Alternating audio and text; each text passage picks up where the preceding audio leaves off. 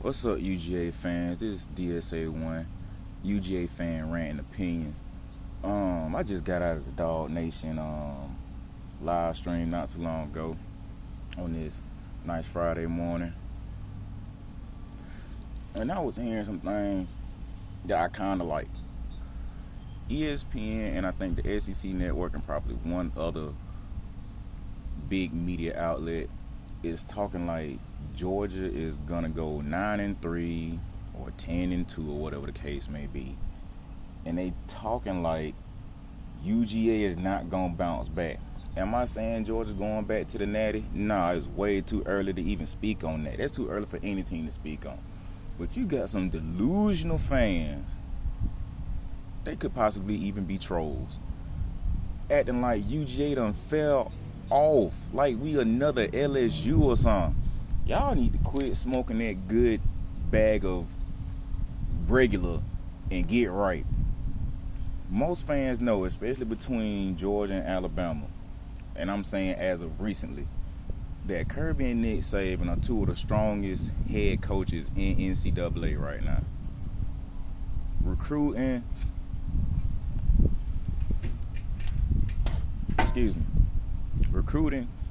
and goddamn development of players.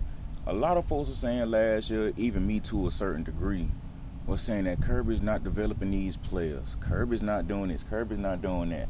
Mess around and get 15 players drafted, 5 in the first round.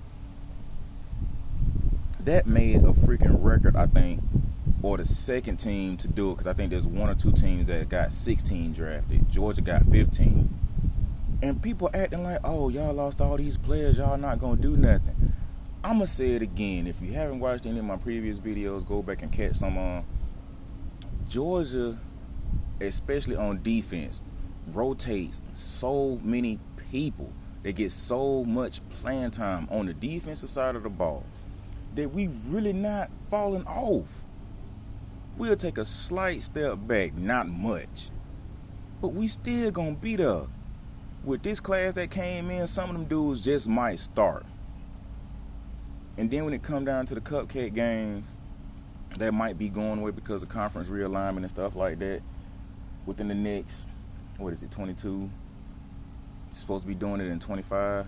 Within the next few years, those games might not be around, which is understandable to a degree, which is something I really don't like, because the networks control what's going on and the conferences just fall in line with it. But with that being said, how do you figure Georgia gonna fall off? Y'all don't say nothing about Bama falling off. Y'all don't say nothing about Clemson falling off. Can't even speak on Florida. They hot doo-doo, confirmed, on fire, Uncle Lou. And this just trips me out. If this was a Mark Richt ran team, I'll agree. Yeah, we might go 9-3. I would totally agree with that. If this was Kirby Smart's first 2 seasons, yeah, I can probably see that happening. But Kirby done been at UGA going on 6 years. And after those first 2 seasons, he has done nothing but improve. Not just him, but the rest of his coaching staff, with people leaving and coming in. People like to compare Georgia to Alabama. I am a 50-50 type of person when it comes to that, because Kirby's not trying to be another Alabama. He's just doing things from the way he was taught, which is what mostly anybody would do if they come from a very well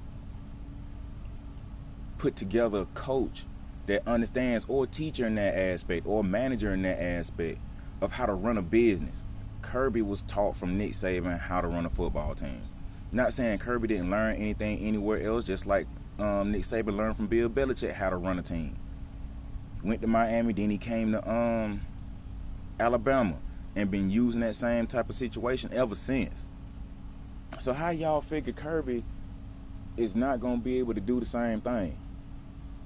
Especially with his age, when that does get brought up a lot. I think I brought it up a few times, especially in the comment sections and stuff like that. That if Kirby learned as much as he did, why would he not bring that information to another program? Let's say it wasn't Georgia. Let's say it was South Carolina. Why would we not expect whatever team Kirby goes to speaking in the aspect of him leaving Alabama, going to whatever school hired him, would he not improve that school? Oh, Kirby gonna fall off. They done lost too many people on defense. We lost an awesome defensive coordinator to Michigan State. We lost another guy to Mississippi State. Kirby, the Georgia program has not fallen off since they left. Just like Alabama, I think it was like 3-4 years in a row, they had constant coach turnover that was getting better gigs at other schools, and they just rebuilt their coaching staff, added more personnel to the coaching staff as far as analysts and other coaches that helped them maintain. How y'all figure Kirby not gonna do the same thing?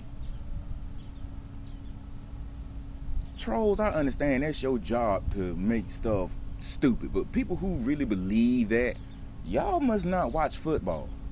Y'all must not understand historical relevance when it comes to coaches in the aspect of, let's say, a Dabo. Well, I can't say Dabo because his staff just got, in a sense, destroyed because most of them left, and he rebuilt his program. So this year we'll really see what the new coaching staff looks like. But as far as Alabama goes, they don't fall off too much. They might fall off one year. Let's just say last year was the year that they fell off. And I'm not saying fall off in a bad way. I'm just saying they didn't win the national championship in that regard.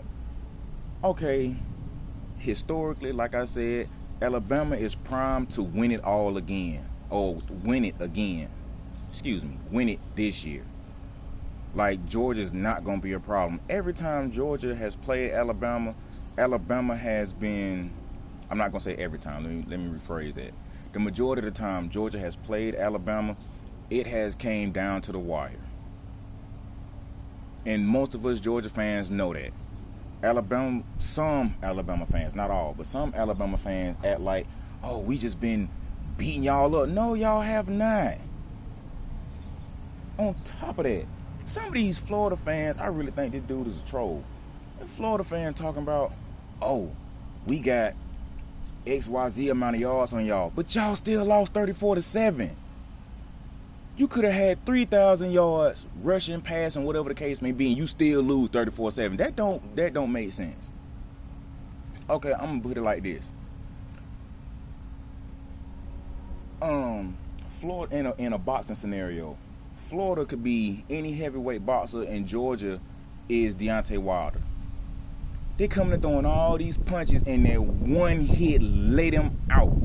That's what happened to Florida. Talking all that trash in Jacksonville, did all that hooping and hollering and whatever the case may be. We gonna beat Georgia. AR-15 gonna be back. I think AR-15 got hurt that game or the game before that. And you had Emory Jones. What the hell happened? Oh, we got good running backs. I'm quite sure y'all running backs still there. But what did they do though? Got a whole bunch of yards and then scored not 1 point until the fourth quarter.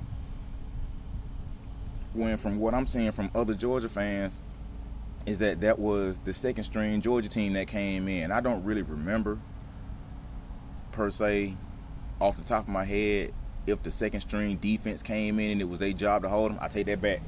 I do, because on the sideline of Georgia when Florida scored, the first string was mad as hell that Florida got that goddamn touchdown. And they got it off of a quarterback who ran it in. It wasn't a running back. It wasn't a wide receiver. It was a quarterback who ran it in. So, I mean, let's make if a fifth and we all get drunk. If it was 3rd and goal, let's just say the 5, do you think Florida would have scored?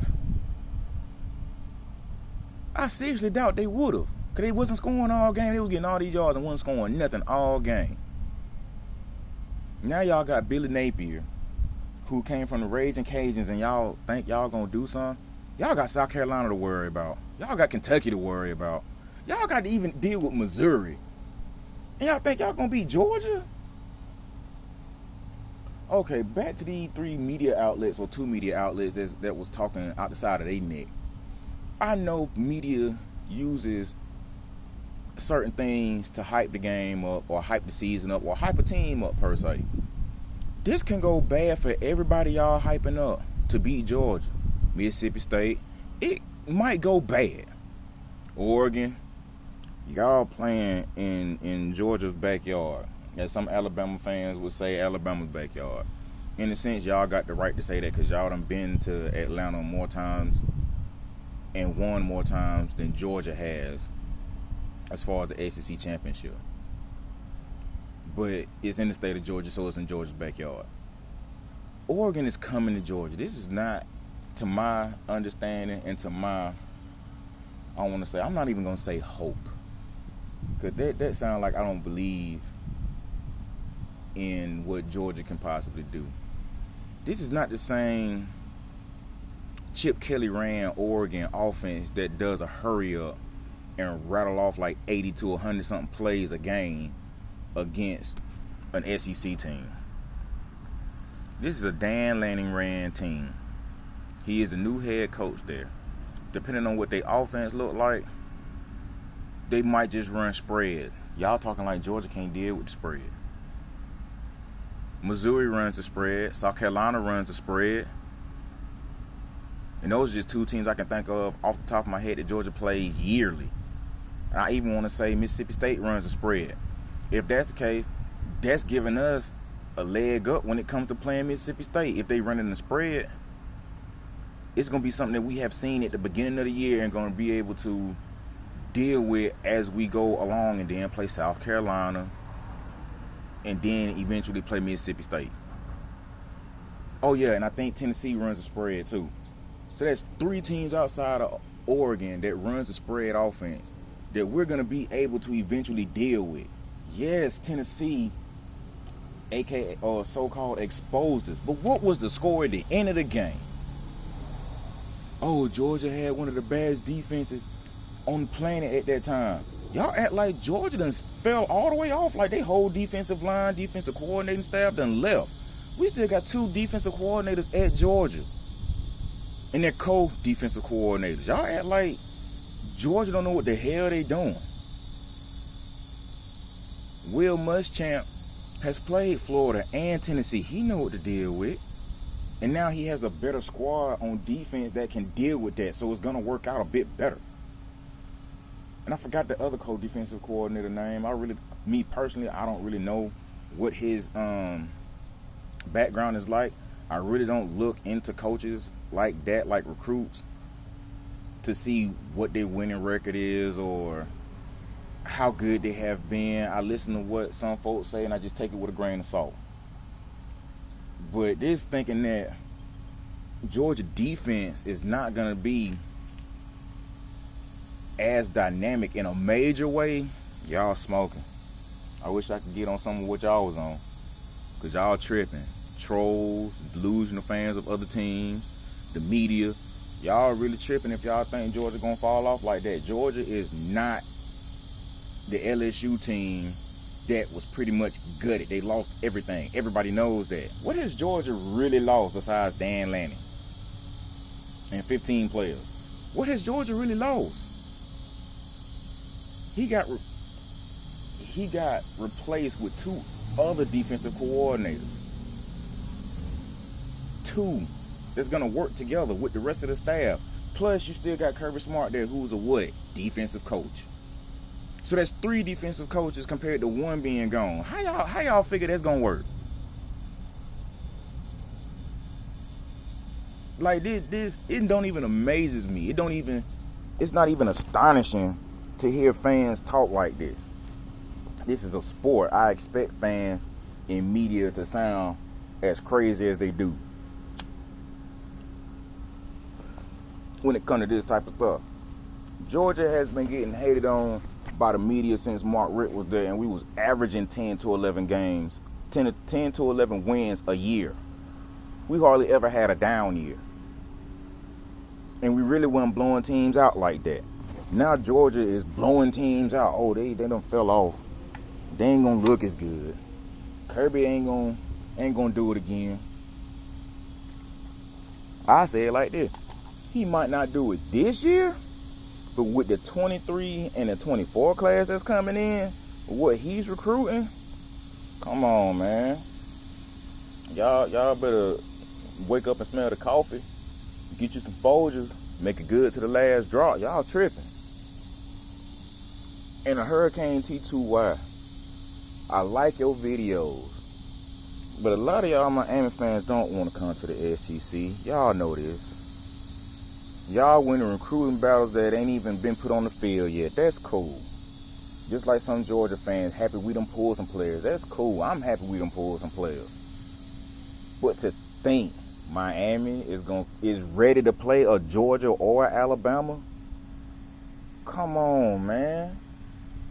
Y'all ain't ready for that. Y'all can barely get past Clemson. And y'all, I don't even think y'all beat Clemson when Mark Richt was there. And he took y'all to y'all first, 10-win season? And then he left? Now y'all got Cristobal, who was at Oregon, who was, in a sense, doing the same thing, winning 10 wins a season, having 10 wins a season. And y'all acting like y'all done turned the tide and actually doing something. Let the man get in and coach his first year, then start talking. Fans trip me out when they be acting like they get a new coach who done did something somewhere else that he gonna be a miraculous turnaround when he get to their school. I don't even believe any new coach, even when Nick Saban came in at Alabama, that he was gonna turn Alabama around immediately like some of these fans and some of these programs are thinking. It takes a coach 5 years. I don't care what nobody else say. It takes 5 years to get your program on point, unless all the recruits y'all got from sophomores when the time that coach get the lead, like the whole team just go somewhere else. At that point, it's gonna take 3 years because he got to recruit the whole entire team.